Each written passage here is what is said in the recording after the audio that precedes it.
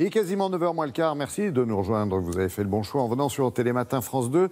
Vous tombez bien car on va tout de suite retrouver Béatrice Benoît-Gonin en direct du Grand Palais où s'ouvrira, attention, tout à l'heure la Foire internationale d'art contemporain, la fameuse FIAC. Alors ça se passe juste derrière vous, Béa, tout en dessous. 44 ans déjà? Eh oui, déjà.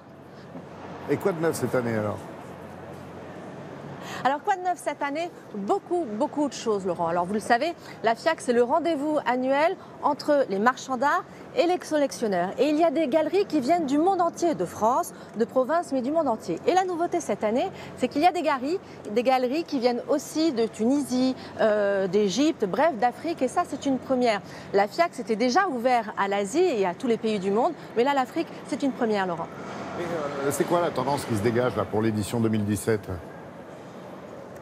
Alors c'est difficile pour l'art contemporain de parler vraiment de tendance parce que vous le savez, maintenant les artistes sont dispatchés un petit peu partout à travers le monde. Donc bien sûr, ils communiquent, ne serait-ce que par Internet. Chacun est un petit peu au courant de ce que fait l'autre, mais il n'y a plus vraiment de courant comme c'était le cas au siècle précédent. Mais on peut quand même constater quelque chose, on va dire qu'il y a un petit point commun malgré tout, c'est un retour au basique. Finalement un retour à la sculpture, à la peinture, et ça fait quelques années qu'on l'observe ça. On se souvient jusqu'aux années 2000, où il y avait beaucoup d'installations vidéo, beaucoup de choses comme ça, alors que là vraiment on revient au basique avec beaucoup de techniques, beaucoup de matières.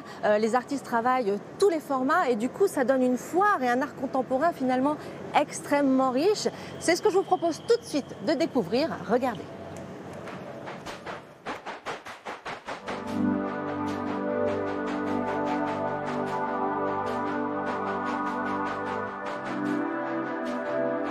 La mission d'une foire comme la FIAC est très diverse. Elle opère à plusieurs niveaux. Notre première réalité, c'est bien sûr un événement commercial qui fait rencontrer des galeries de très haut niveau à une clientèle, elle aussi, de très haut niveau, qui sont des collectionneurs d'art passionnés et qui acquièrent, lors de cette FIAC, des œuvres d'art. L'autre réalité très importante, c'est en effet celle d'être un événement culturel de très grande importance. Et on peut tout à fait visiter la FIAC comme un grand musée, où on peut en effet, avec de l'accompagnement, de la pédagogie, puisque les galeristes sont là, découvrir non seulement toutes les tendances de l'art contemporain, mais toutes les tendances qui comptent en art depuis le début du XXe siècle.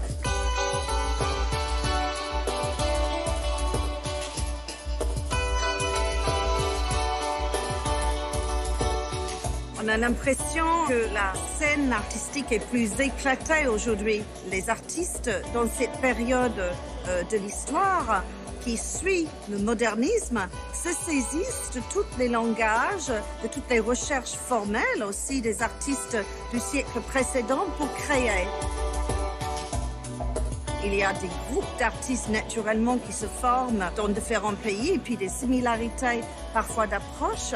Mais on ne peut pas parler d'école comme autrefois on parlait du Blaurauter ou de l'expressionnisme abstrait, etc. Et c'est vrai que des jeunes artistes se sont le droit d'explorer à nouveau la peinture, la sculpture, même classique. Et c'est une chose heureuse en fait. C'est l'avantage de cette période qu'on décrit comme postmoderne, où tous les types de créations sont possibles.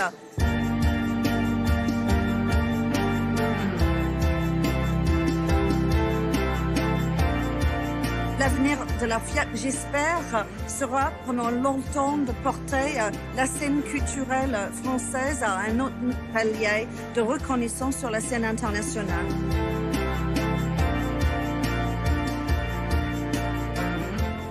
Et on est bien d'accord, Béatrice, on est bien d'accord, la FIAC, ce sont aussi bien les grandes signatures des grands artistes que les jeunes talents.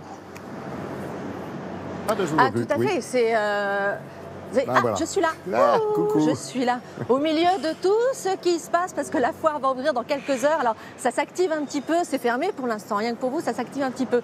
Donc oui, comme vous l'avez compris, ce qui est génial à la FIAC, finalement, c'est que aussi bien les artistes très confirmés, très connus, côtoient des artistes moins connus, avec des galeries émergentes qui sont au premier étage du Grand Palais. Et du coup, ça balaye finalement un siècle d'art. Parce que comme on l'a dit dans le reportage, vous trouverez aussi bien ici des Picasso, des Dubuffet, des Othoniel, des Anish Kapoor, donc des artistes très très confirmés au milieu d'artistes émergents, évidemment. Alors on l'a bien compris, la FIAC, point central au cœur de Paris, c'est le Grand Palais, mais pas que. Non, pas que, parce que bien sûr, c'est ici, c'est le cerveau, on va dire, c'est le centre névralgique, mais la FIAC, c'est aussi un hors-les-murs, partout dans Paris, jusqu'à dimanche, tout le week-end, avec beaucoup de choses en extérieur, dans les jardins publics, je pense par exemple au jardin des Tuileries, et là, vous pourrez voir de l'art gratuitement aussi, finalement. C'est ça la FIAC, c'est ça qui est génial, c'est qu'on peut voir vraiment pendant 4 jours de l'art, tout ce qui se passe sur la scène artistique internationale. Alors, demandez le programme, et puis profitez-en.